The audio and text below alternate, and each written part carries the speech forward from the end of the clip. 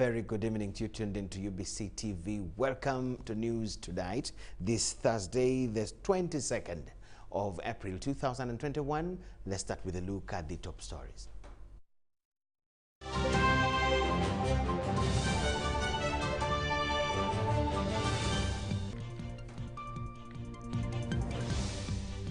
Police arrests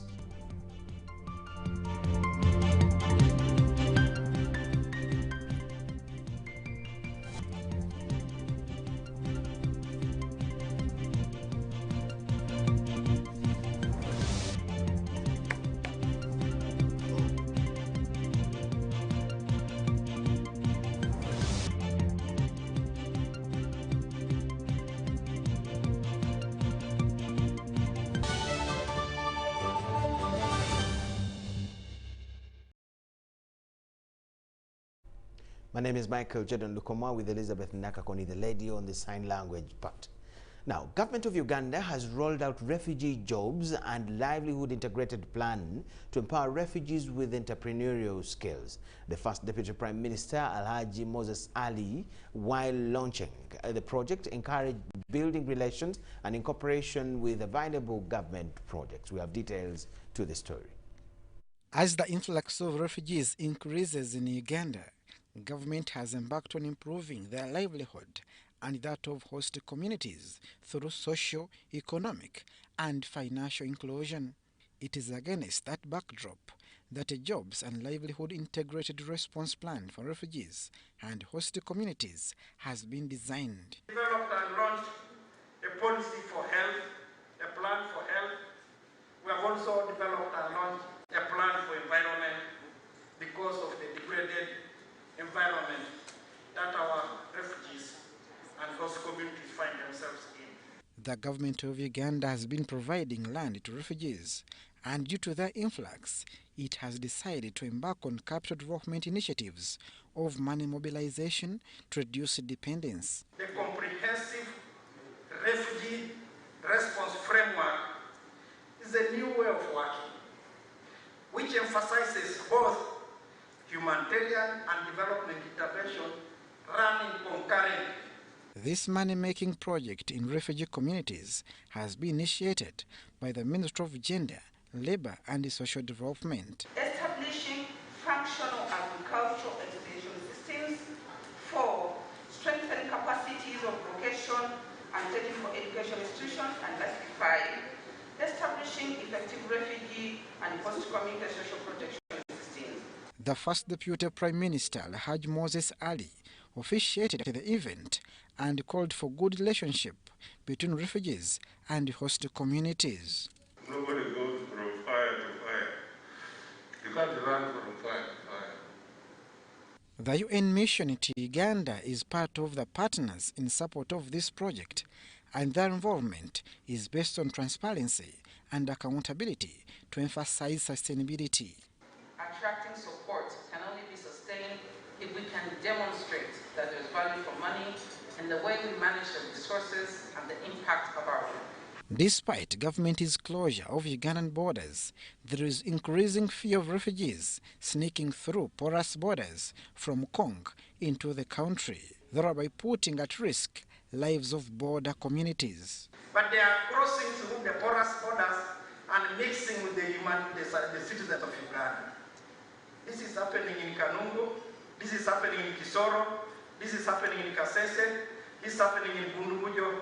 The plan seeks to ensure social and economic ability of individuals, households, and communities of refugee hosting districts to meet essential needs through enhancing employability and livelihood. Abdul Nasir Lubwama, UBC News. Hundreds of mourners converged at All Saints Cathedral, Nakasero, to pay their last respects to the former Electoral Commissioner Thomas Sisiye Kiriapao. Kiriapao, who formerly worked as Uganda's High Commissioner in London, is said to have succumbed to intestinal cancer. State Minister for Foreign Affairs Henry Okello Oryem described the late as a possessor of unique leadership and public service capabilities.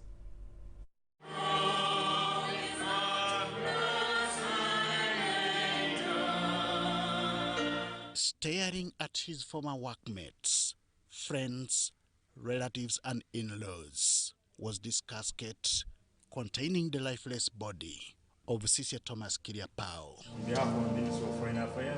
the man who came to be known by his associates as a problem fixer and a solution provider, died on 11th April 2021.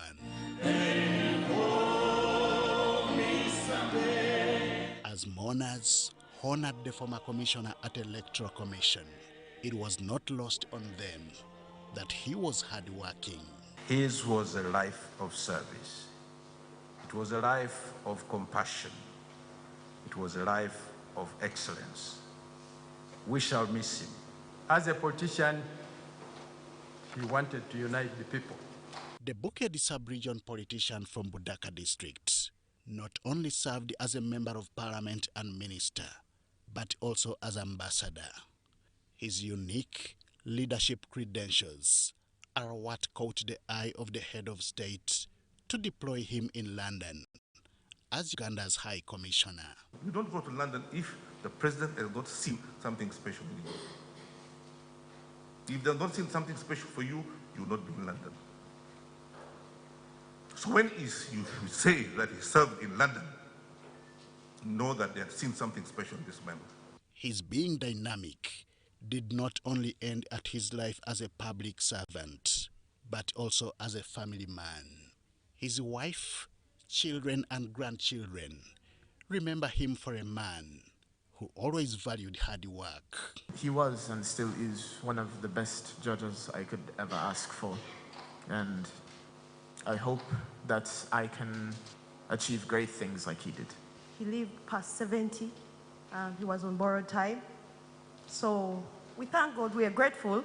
May God give you the wisdom to take over the mantle of Dr. Tom. All those who lived with me, they never saw me with a bruise or a bleeding ear. Or they never saw Tom with a bleeding mouth or limping, never.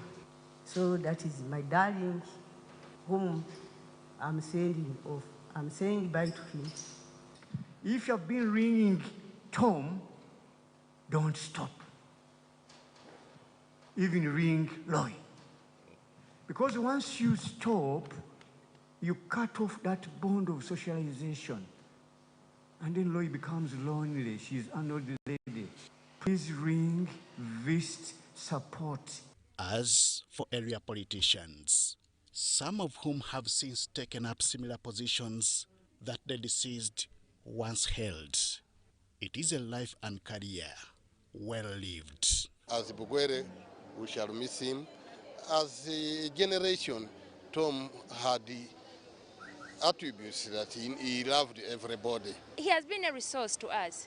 He has served in the various agencies, ministries, simply because of his competence, and the president loved him. That's why I think he deployed him in the various ministries and agencies. Sisye Thomas Kiriapao will be laid to rest at Ikiki County in Budaka district in eastern Uganda on Saturday. Henry Okurut, UBC. Police have arrested 2 suspects of aggravated murder and robbery. The duo, Patrick Sonko and Juan Rutasingwa, residents of Luweero, are accused of killing Ahimbisiwe James from Mbarara district. These are said to have abducted Ahimbisiwe from Mbarara and killed him after robbing him of his car and finally dropped the body in Luweero district. The spokesperson of the Criminal Investigations Directorate, Charles Twine, says that further investigations over the matter are underway, and the body will be exhumed and taken to the deceased's ancestral home in Mbarara district for a decent burial.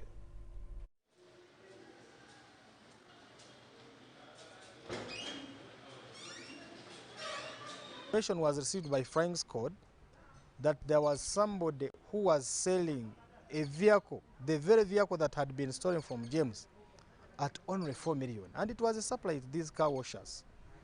And they used their mechanism, informed the Flying Squad, and the Flying Squad rapidly responded and went and arrested the owner of that car, who was Rutasingwa.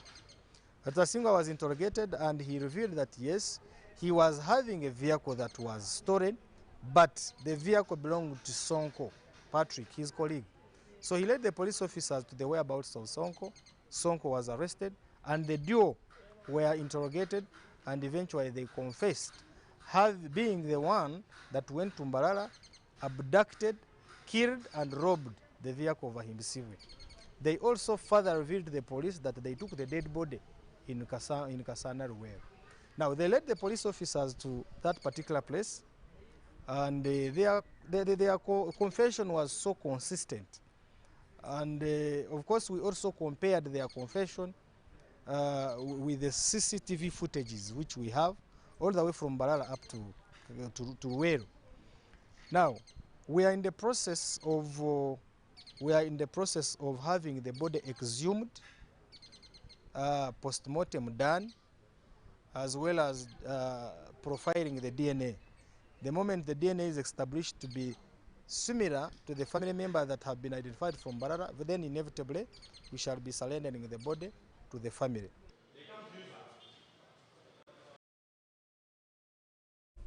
Minister for ICT and National Guidance, Judith Nabakova, has called upon girls and women across the country to embrace ICT. Nabakova was speaking at a press conference where she met with young ladies that have continued to engage themselves in ICT programs to develop fellow women as they celebrate the International Day for the Girl Child in ICT.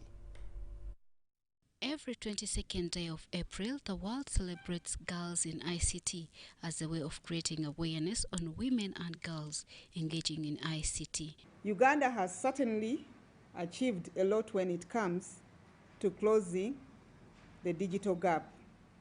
Women in Uganda have consistently embraced the ICT, not just as end users, but as leaders and also developers of software applications. Nabakova says this is done to celebrate the women that have consistently embraced and engaged in ICT usage. As the Ministry of ICT and National Guidance, we are proud with the progress Uganda is making so far in the ICT sector. And I think the COVID-19 pandemic gave us an opportunity as a ministry and the Ugandans to embrace and shine. UBC TV managed to speak to some of the women that have engaged in ICT as women in technology. So we have seen that during this period, our women have been able to maintain access to their businesses, to maintain access to their customers, because they're able to adopt to online technologies, which is what our mission is all about. Yeah, so by the end of the day, we believe that there are so many organizations doing their best to solve education inequality, but they don't have direction. So for this reason, it has been so hard to actually eradicate these inequalities. Thus the need for this data and information that people can focus on as they are making decisions to also reach out to these other areas. Which is why Girls in ICT Day means a lot for us, because we believe that each one of us is able to contribute in our own way, especially with the adoption of ICT tools. They as well request the government to reduce on taxes placed on social media and bring back Facebook that was blocked during elections to enable them do their work unhampered. Jane Ramchisha, UBC News.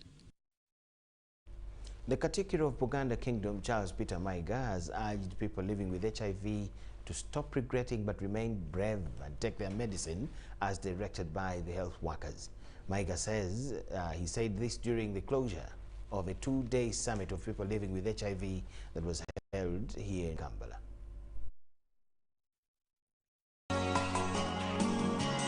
Statistics from UNAIDS show that 1.4 million people in Uganda are living with HIV, and about 120,000 people have access to the life-prolonging drugs. Uganda Network of Young People Living with HIV/AIDS held a two-day summit intended to educate these young people living with HIV. Closing the summit, Buganda Katikilo Charles Peter Maiga advised youth to always test and find out their serostatus through medical process other than testing by physical appearance. Here in Uganda, especially in Kampala, people talk about, girls with big hips and big bottoms.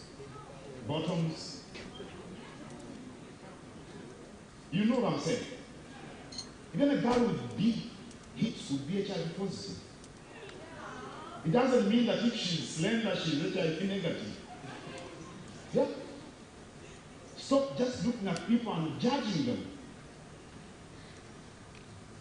You have to actually take the tests to know, however good looking the girl may be, however sharp the man may appear, you can't know whether he's HIV positive or negative by looking at them. The skin may look very smooth. Now, those are the mistakes that we make. Katikio Maiga also condemned some cultural norms and practices that have continued to exacerbate spread of HIV, especially among the youth. You cannot deny what a man wants. Do you know that community? Or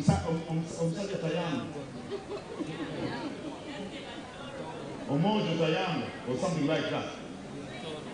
I think these are the disparities we have in gender.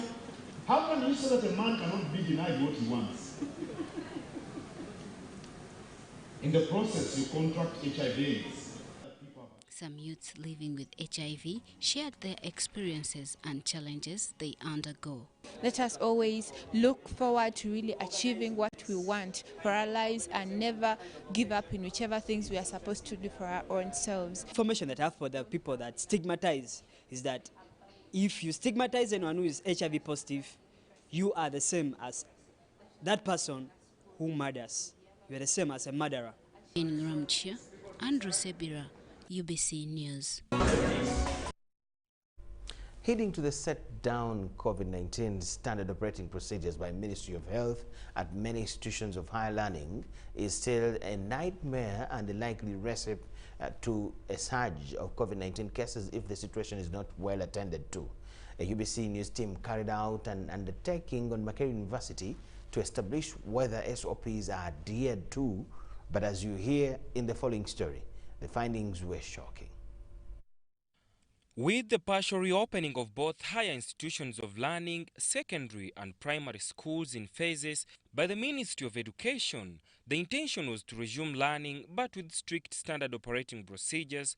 However, a drive to one of the biggest institutions of higher learning in the country to determine whether standard operating procedures are still intact after nearly 3 months of reopening for physical learning unearthed the shocking details. Our observation started at Makerere University main gate, and here we were shocked to find out that none of the standard operating procedures like temperature guns, hand sanitizing equipments are in place despite the police presence. We established that there were sanitizers at all designated points for sanitization of hands at the college entrances, but none of the students was bothered to take use of them.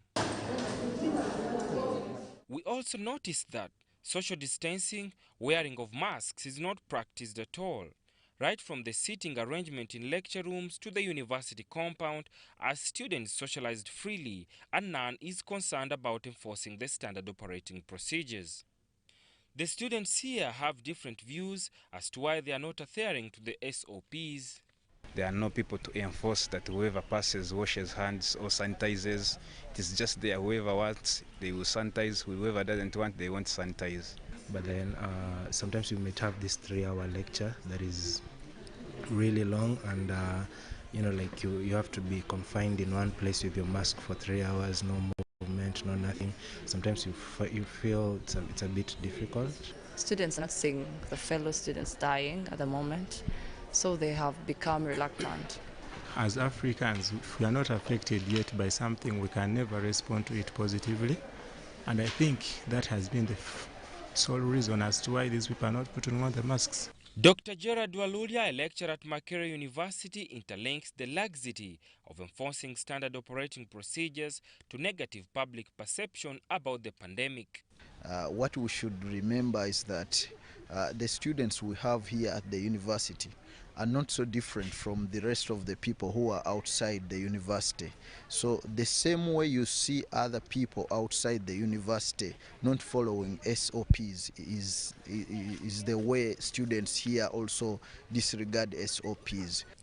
Our findings then here points to 4 major conclusions, which are no sanitizing or hand washing equipment at all the 3 major entrances of the university. Saddam Mubale, UBC News, Kampala. Thank you so much, Saddam, for that piece from Makerere University. We thank you so much for watching, and at this point we'll take a very short break. Do not miss what we have on return.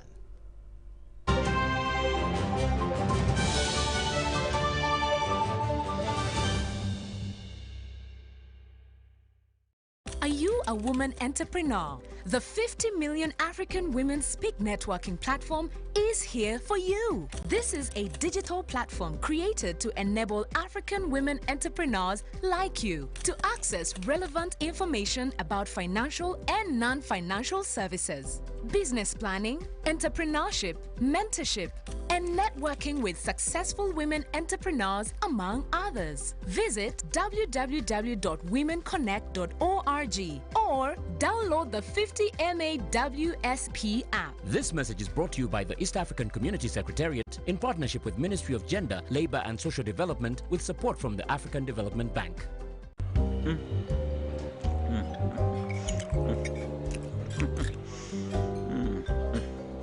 Wait.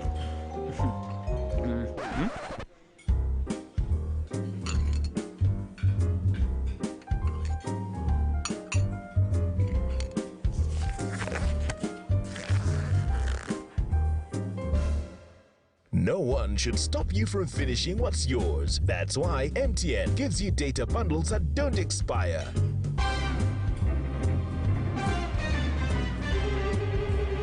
Load MTN Freedom Bundles using My MTN app and enjoy the freedom to finish your data bundles. MTN.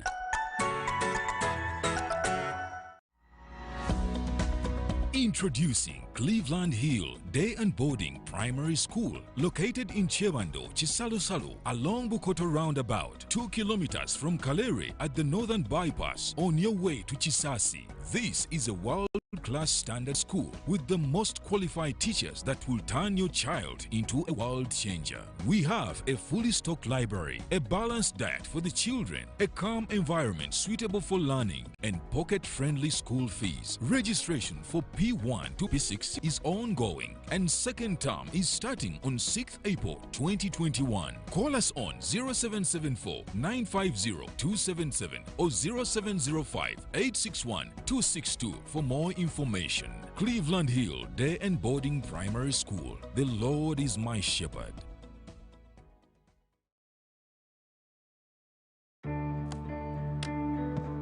Today tastes like a new tradition, like an old favorite. Tastes like all hands on deck and all eyes on the prize. Today tastes like a piece of the action. And it never tasted this good.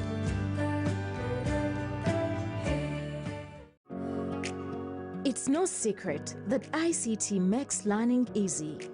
The strides made in our field couldn't be possible without it.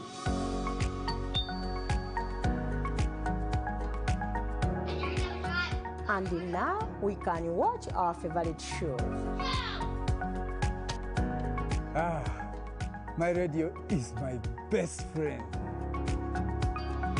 UCC provides an enabling regulatory environment and policy guidance for healthy competition. We also facilitate ease of doing business in the communications sector through licensing, standardization, spectrum management, tariff regulation, rural communication development, and consumer empowerment. An informed consumer is an empowered consumer. UCC supports local content and innovations. Driving the development of a robust communication sector in Uganda is Uganda Communications Commission.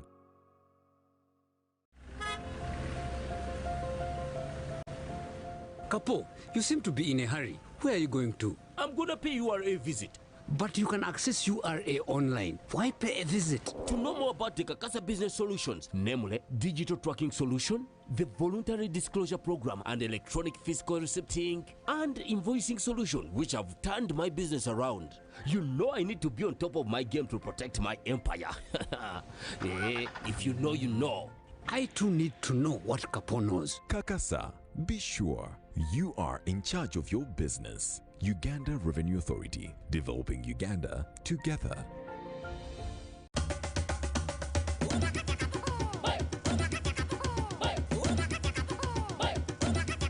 Experience 100% 4G speeds across Uganda with the Airtel 4G Pocket Wi-Fi available at 123,000 shillings only. It comes with a backup battery and 15 GB free for 1 month. Visit the nearest Airtel shop, device selling shop or Airtel online shop. www.airtel.co.ug/broadband-discover. Airtel, the smartphone network. 2020 was the year the tourism sector got disconnected. But this year, we reconnect.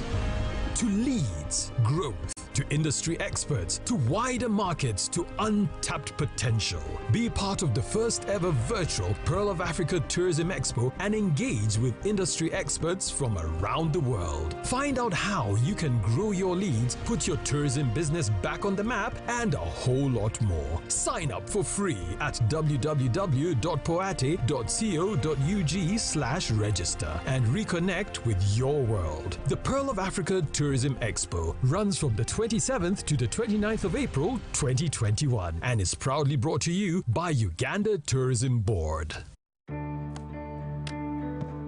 Today tastes like a new tradition, like an old favorite.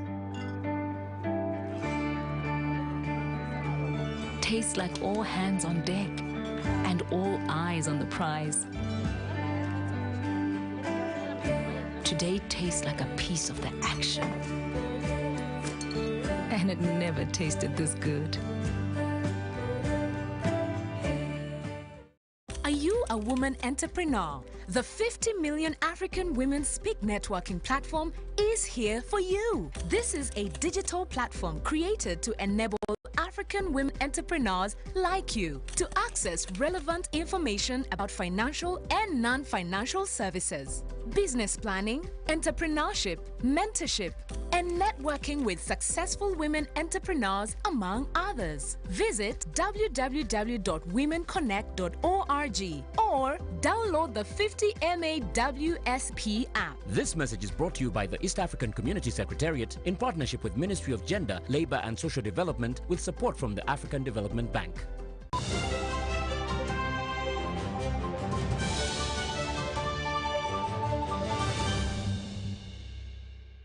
Welcome back from the break. Let's go now and talk business. Truck drivers plying routes within East African Community member states have commended the regional governments for putting up all border posts testing and plying programs. The PCR machines installed at all border points avail both negative and positive COVID-19 results in just a space of 2 to 4 hours, a milestone that has fastened movement of goods and services to their final destinations. The testing exercise that is supervised by the Line Ministry of Health aims at combating spread of COVID-19 at border points, as we see in this report. Uganda is among the countries which are on the forefront of fighting the COVID-19 pandemic, with the fight ranging on the Ministry of Health is not relenting. It's now partnering with NGOs to forge ways of reducing the pandemic and encouraging the population to comply with the standard operating procedures. Ministry of Health is supervising the test and fly company at the border points, where truck drivers are tested using modern facilities. The facility produces immediate results within 2 to 4 hours compared to the previous slow pace of having results after a week. At the moment, the total cases of COVID-19 in Uganda are 41,422, total death 341, total recovery 40,898. However, government is still fighting through partnering with other companies to reduce these cases. Our visit to Malaba border point was to ascertain the compliance of the PCR machines on having the COVID-19 results released in the specified time of 2 hours or 1. The truck drivers we found lining up in long lines were all attended to in the specified. Because we were finishing 5 days waiting for results at the moment. We test for 4 hours, the results are out. They, however, complain of the higher charges for testing. Each test is charged 170,000 shillings. The chairman of Regional Lorry Drivers and Transporters Association, Brian Chineni, says the quick availability of results using the PCR machine has eased the work of drivers and quick delivery of goods and services to the final destinations on time. Is this right? And I'm happy with the test and fly. We have been tested and the results have been out just within 4 hours. The marketing executive of Test and Fly, Brogan Ochungi, revealed that the company was established in August 2020 following the high demand of testing for COVID-19 on the border points. We can test, for example, truck drivers around 100 in a day at this point of Malaba, and then we have Busia customs point of entry where we can test something like 700. That's a collection point. Mutukula sometimes go between 50 to 100 still, and then we have Elebu border, that is also a point of custom entry. We have something like 70 in a day. Shaidat in Nasaku, Fred Kasivante, UBC News.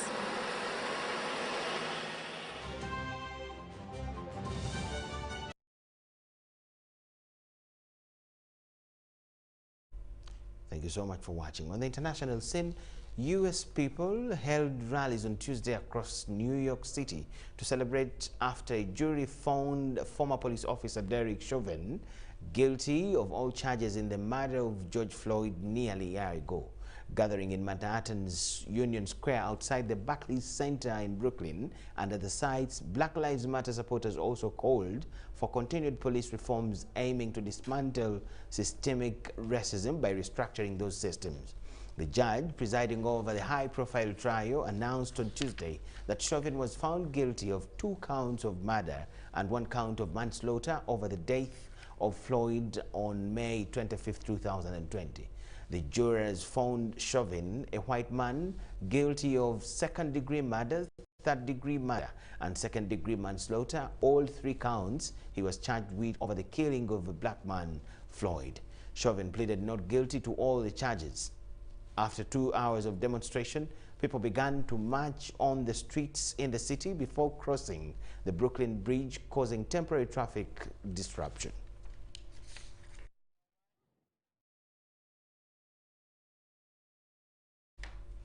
Yes, thank you so much for watching. That brings us to the end of this edition of News Tonight. Let's have a look at the top stories as we wind up.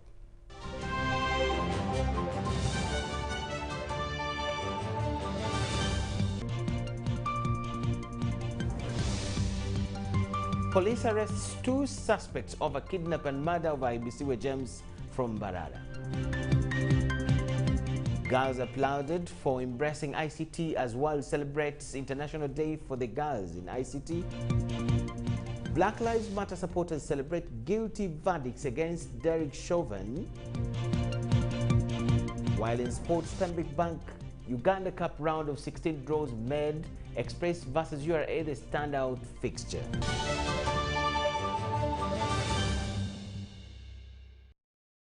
That is all we had for you for now. Thank you so much for watching. Michael Jordan Lukomwa is my name, with Elizabeth Nakakoni and the whole team. We'll catch you at 10 p.m. For now, enjoy the next program. Bye-bye.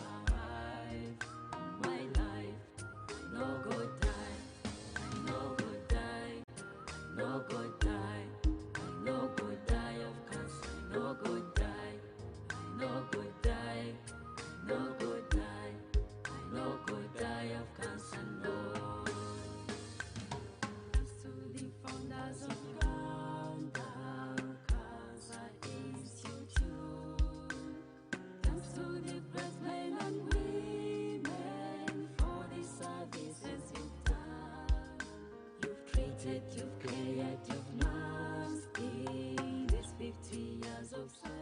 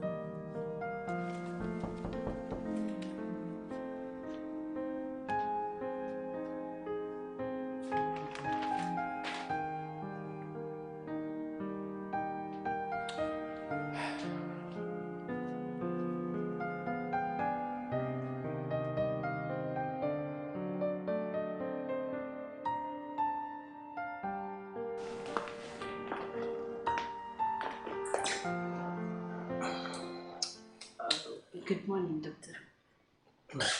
Good morning, Mrs. Nambos. Yeah, you've come quite early. Yeah, I just wanted to surprise you. Not that I'm exactly into surprises, but welcome. Thank you. And point of correction, I'm no longer Mrs. Nambose. Just Fatma is okay, because my ex-husband finally signed his divorce papers. And I'm now single.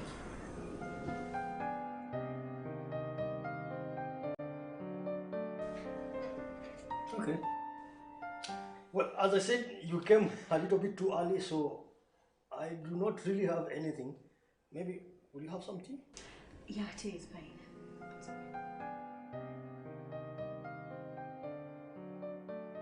You've really got a nice house here. I like it. Thank you.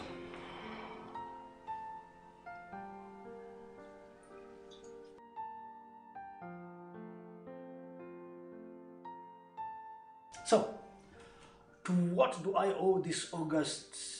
Well, it's not really August, but this unexpected visit. Oh, nothing special. It was just a courtesy call to check on how you're doing. I don't remember giving you directions to my home. Yeah, you're right. Well, I asked around and I have been to the hospital several times to see you, but it wasn't impossible yet. I wanted you to run checks on me. Impossible? It can't be impossible. Any doctor on duty could have run your tests. Come on. I heard you don't want any other doctor.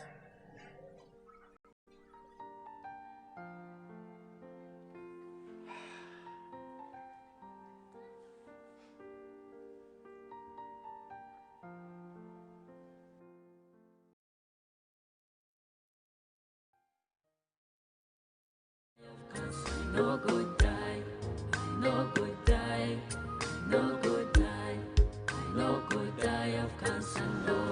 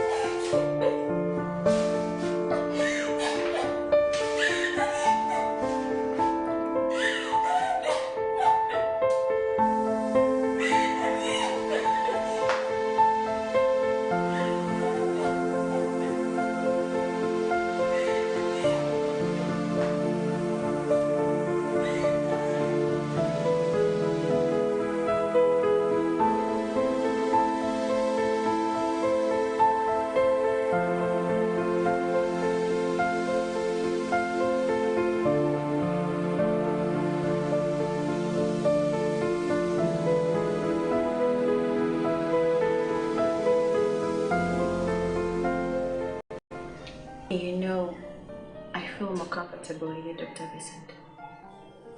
Well, I guess there are so many other people who feel the same way.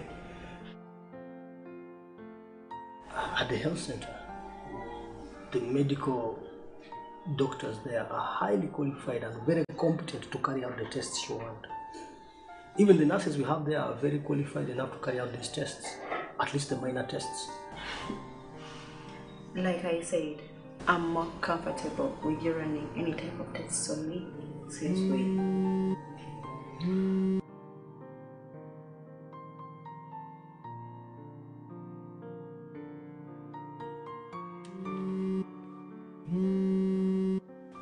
Yeah, hello, Doctor, good morning.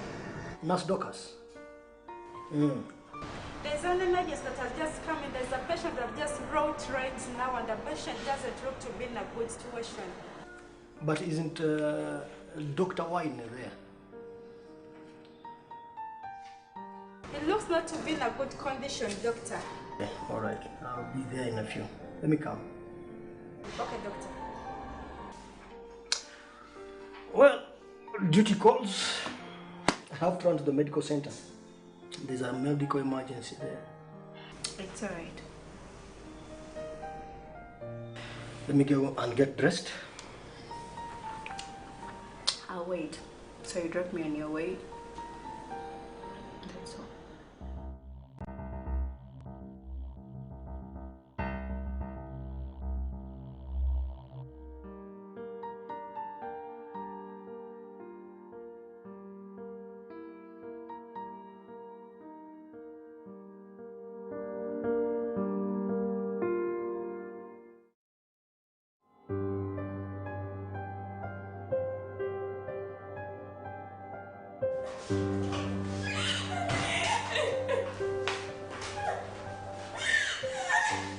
So, good morning. How are you? Morning, doctor. So, who do we have here? This is my daddy. Your daddy. Yes. What exactly happened? My daddy just fainted. Oh, has he fainted before? No. What time did that happen?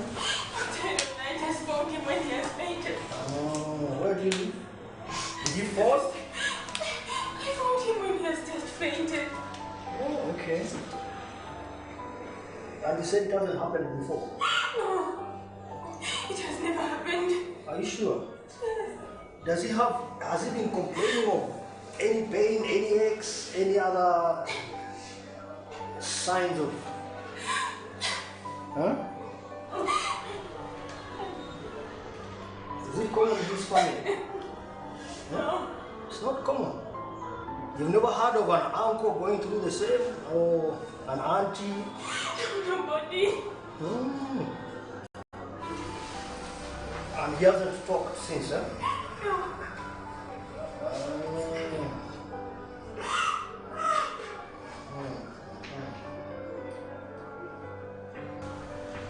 Nurse, please go and bring the rest. What's his name? It's Mr. Harry. And how old is he? How old are you? Okay. And how old is daddy? Yeah? You don't know? He's 65. Oh, daddy's going to be fine. Don't worry. Let me talk to you for a bit, huh? Just to get a little bit of his history. Why you be fine?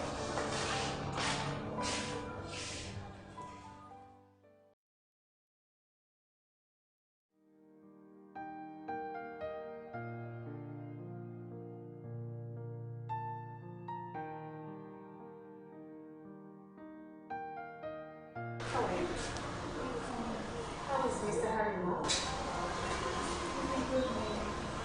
Harry. Mr. Harry? But you will be fine. You don't need to panic. You will be fine. Okay, let me come back shortly.